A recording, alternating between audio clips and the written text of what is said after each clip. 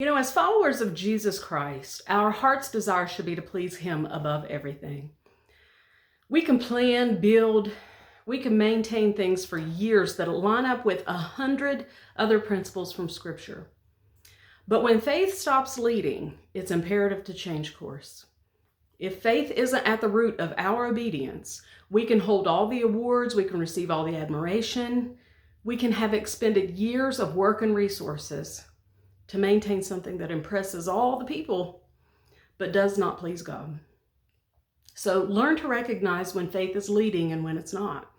If you look around and find yourself part of something where faith isn't leading, maybe something else has crept in or another philosophy has taken the helm, those are places the Christian must either change or leave. Or maybe it isn't your environment at all, but just your personal decisions. We can be part of faith-based good communities and fall into that pace when we're there and adopt the routines, but neglect our personal reliance on God to lead us individually. This is so important because Scripture teaches us that without faith, it is impossible to please God. It's not doubtful that we will. It's not like, well, it's going to be difficult to please Him. No, it's impossible according to Scripture.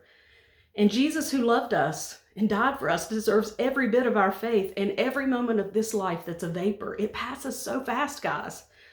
Don't waste years of your life settling for less than God has for you, or spend it trying to compensate for works in your life that only faith can accomplish. Much of our culture has watered faith down to a careless, que sera, sera, whatever will be mentality.